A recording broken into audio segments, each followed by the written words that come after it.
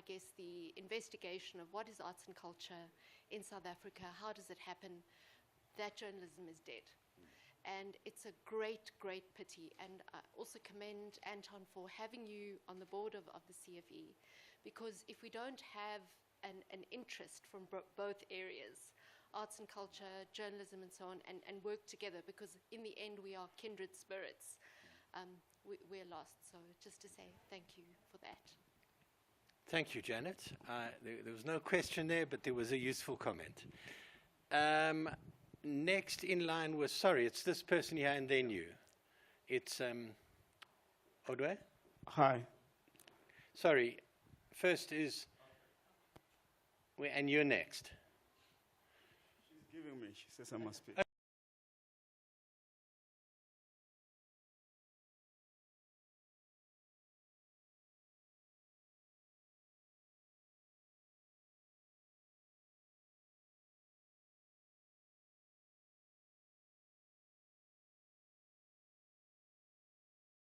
And I think it's quite important. You spoke earlier on about the big tech and why it's problematic. But I want to know, you also referred to some model that is emerging elsewhere in terms of big tech contribution to journalism. I just want to know which countries are those, and also the inquiry that you spoke about, which I suppose is just happened in this country. When is that report coming out? Thank you. I can help with an answer there if you wish. But do you want to ask your question? Go ahead. All right. Thank you very much for such an interesting discussion. My name is Uyanda from SOS Coalition. I am interested in asking you a question, Pasisa. I think it's very interesting what you mentioned about having the editor, having the head of news be the editor-in-chief, and the fact that it's actually going to leave editorial decisions that are within programming exposed. And I'm just keen to actually understand how those editorial decisions are currently being made where programming is concerned. Is it centralized? Is it within the video entertainment, GE? And if not, you also spoke about a mechanism. What mechanism are you proposing and putting forward?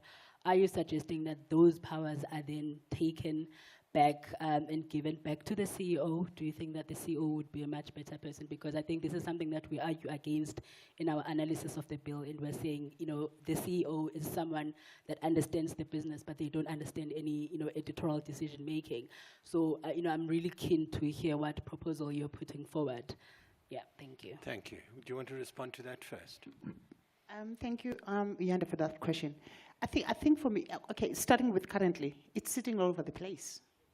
Video entertainment, TV is doing its own thing, radio is doing its own thing, and which is why you see we saw the canning of the interview of the Jewish survivor on Metro FM, because producers make their own decisions. There's no one who actually is there as an upward referral for that space being programming that's outside news. So you can imagine the uncoordinated way that decisions that are being made, and it doesn't help the fact that you then end up with content that necessarily doesn't serve the public broadcasting mandate of the SABC, because no one is championing that in the spaces that are outside news.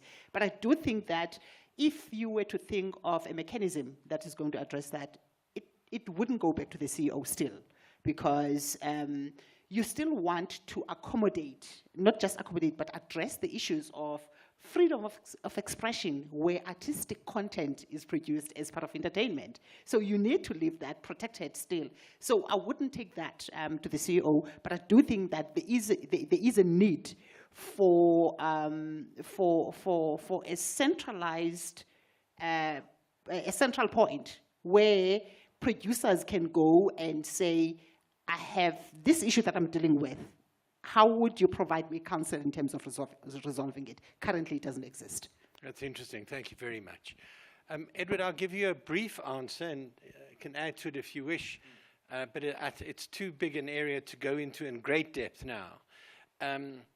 But there are countries, in Australia, the government forced Google to get into negotiations with publishers in order to pay for the use of their content. But that agreement is coming to an end, and it's basically falling apart. So it's a model that worked for, I think, 3 years, but is unlikely to continue. I mean, one of the things that happens is that these platforms take the view very often that if news is too troublesome for them, they'll just drop it. They threaten that, and they have carried it out in places like Canada, I believe, as a threat to an attempt to get them to pay for the use of that news. But it's certainly a common belief, and certainly my belief, that news is extremely important to them, and the research backs that up. So it's a threat they make and sometimes implement, but it's not one they're likely to really stick with. So there are a few countries that have made them platforms like Google pay and negotiate with publishers to pay for the use of their news. And there are places where they have set up funds. In South Africa, we have a competition commission hearing taking place, and their initial report is expected out in October, I believe. So it's due. And that will be extremely important in what it recommends as the way forward in dealing with the fact that our news is used by these global platforms without any compensation, and that it's wrecking our local news industry.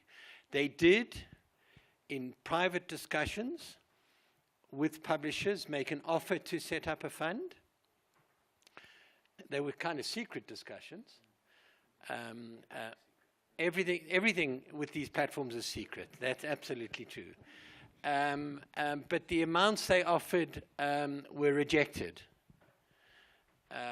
They weren't serious amounts to compensate for the cost of collecting and producing that news.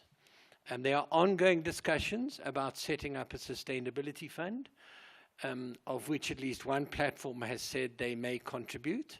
I know Reggie Sarnef is involved in the discussion about setting up such a fund, and there are other discussions around that. So it's an ongoing issue and discussion, but you are right that the impact these platforms are having on our news industry is a devastating one, and it's one we need to face up and address if our local media industry is to survive. Do you want to add anything? No? I've got an indication there, yes? So doesn't news cease to be news? As soon as it's published, it's no longer news. However, there are artistic and other professional aspects that come in together with that particular news item. So I would have said that anybody whatsoever can always repeat the news that has been published in the gist of it, but should be prevented from replaying the whole rigmarole as perhaps may be done by some institutions. Yeah, I think broadly speaking, I think that I'd agree with that. Obviously there's the two-pronged attack against the platforms at the moment, largely in South Africa and many other countries. The one is the competition angle, insofar as the market for advertising is concerned, right? Because the idea there is that the argument is that because of their dominance, advertisers, they're able to corner the advertising market and in so doing undermine, legacy media's ability to do that. The second is copyright, insofar as you say, when you put snippets, say on Google, of my news story, sometimes that's enough for transient recipients of news to say, well, I actually know now the gist of the story. I don't have to click through and find out, the full story. And that phenomenon, I think arguably breaches copyright, where you use the snippets from the story or the headline of the story. So there are various sort of strategies to try and bring the platforms to account. And Anton says, they're kind of discussions in parallel and so on. But this competition report, which is imminent, is really going to, I think, play an incredibly important role in informing the debate going forward. If I can just add to what you're saying, you have to see it in the context of the fact that they're scooping up all the ad revenue. So I spend a huge amount of money producing news and publishing my news. Yes, it's out there.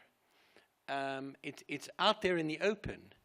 But then a platform like Google or Facebook takes that, pays nothing, and uses it to take your revenue and make money from it without compensating you.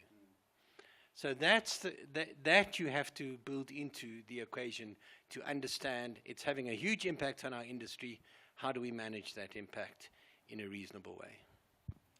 And just in addition to that, it's easy to try and deal with the issue as it stands now because we have a visible enemy and we can say so and so is using our content. What is happening with AI? You have all these AI tools that are all over the place. Everybody has come up with, we knew that it was GPT at one point. You have Gemini, you have all of them that are in place now.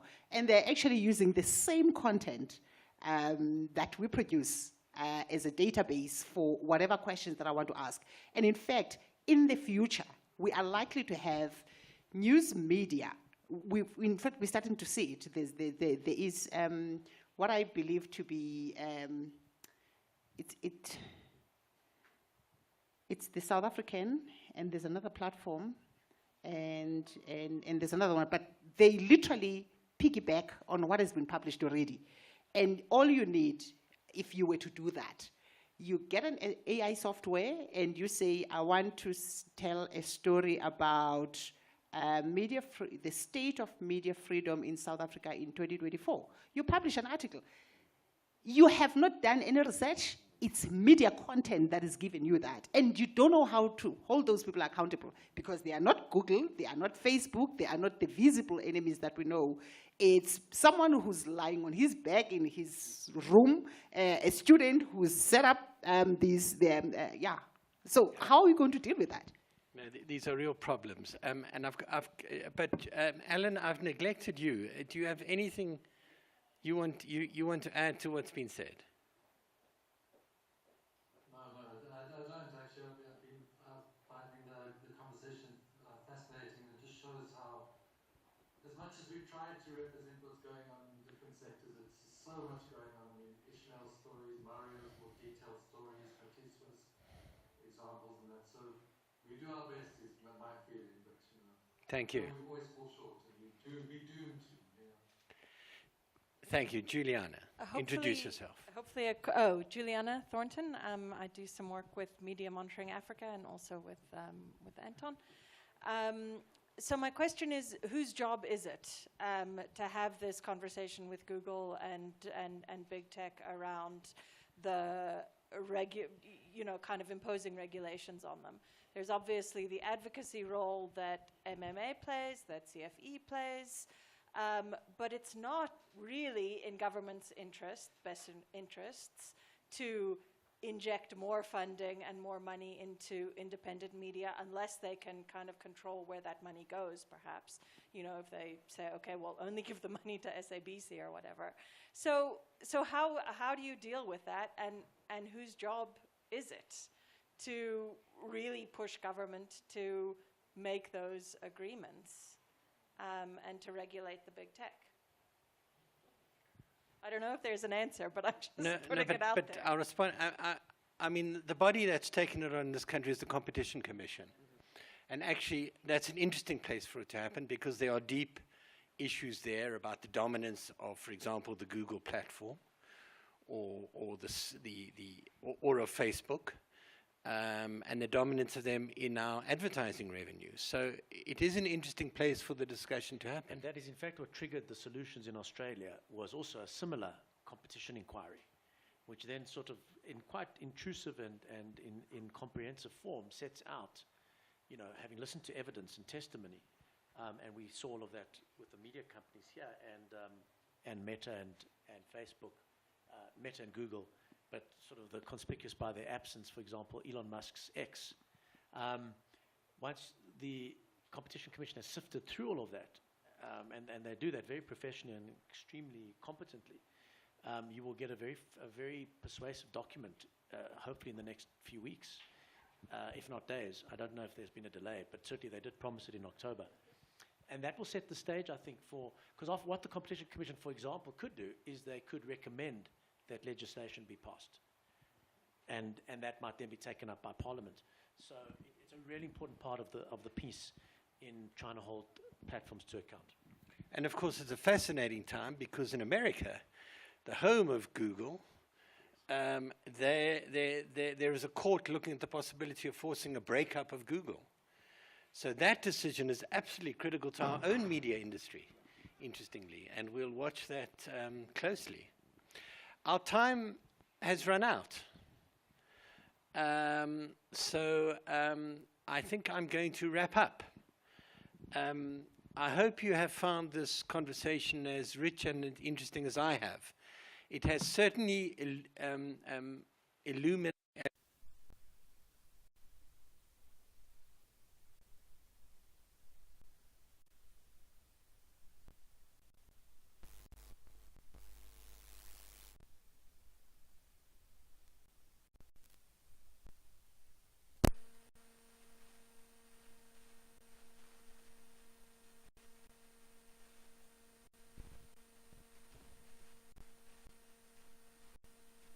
need ongoing vigilance. So thank you very much to a very interesting panel. And may this discussion continue.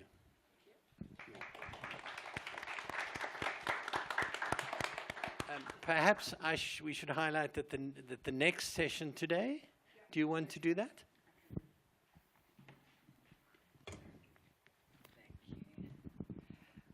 Good morning, everyone. And I think another round of applause to the panel. What a fantastic session to kick off Media Freedom Festival.